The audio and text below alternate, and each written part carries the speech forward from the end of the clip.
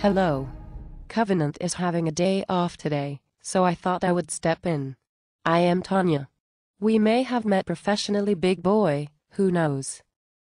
For now, it is still amusing to post these rebuffing videos, so until we get tired of it, we will keep posting. The point is, you are just so easy, it is good training in the art of video making. Rather like staying on the nursery slopes when you learn to ski. Here is part 1 of your video that made us double face palm.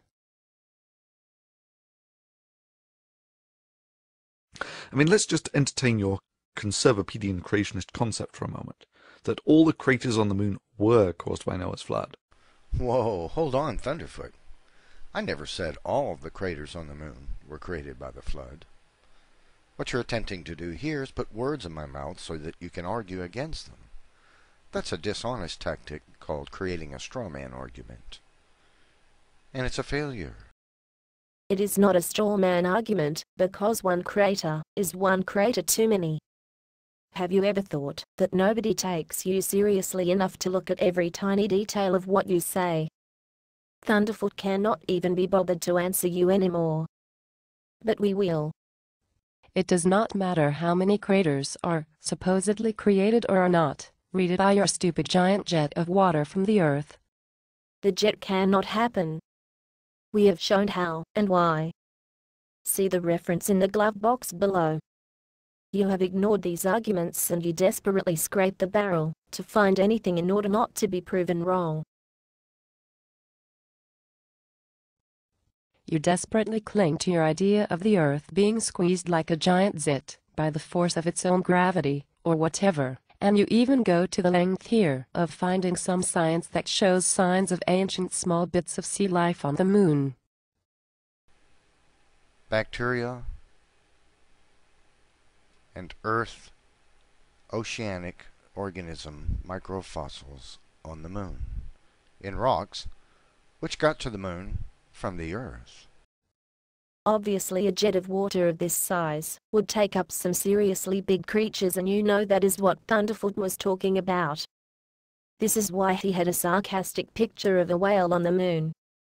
You know it, and now it is you who create the strawman argument because you manufacture an argument for him. You know he was not considering early Earth or any very small organisms on the surface of the moon. You surprised us by actually finding the real reason they are there, but then disappointed us, again, by ignoring that reason and going back to your stupid jet of water insanity, masquerading as a theory and embarrassing yourself. Yes, meteor impacts are big, colossal, biblical, and as huge as you like. They really occur more in the past, when the solar system was younger, but this was millions upon millions of years ago, not within the last 6,000 years, you cotton-wool-brained create-ard. Why did you ignore this part? And as for this quote about accuracy... But I'm afraid it only gets worse. The moon is a tiny target. It's only about half a degree in diameter, which means that if you throw a escape velocity object in a random direction, you only have about a 1 in 100,000 chance of actually hitting the moon. But Thunderfoot, that's exactly what happened. In my rebuttal video I showed how your jet would have to be accurate.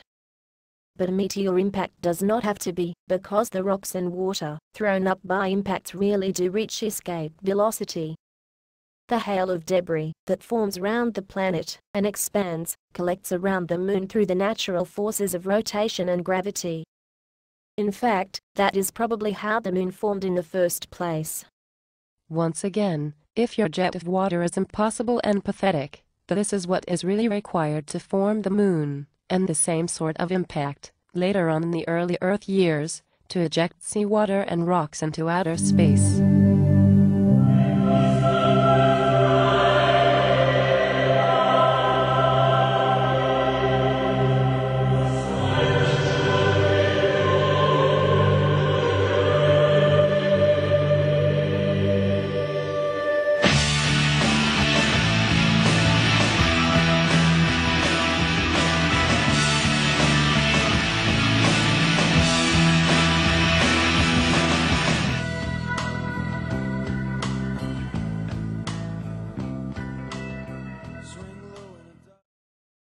I think you can safely say that this is the only way it can happen, and this has nothing at all to do with laughable biblical floods.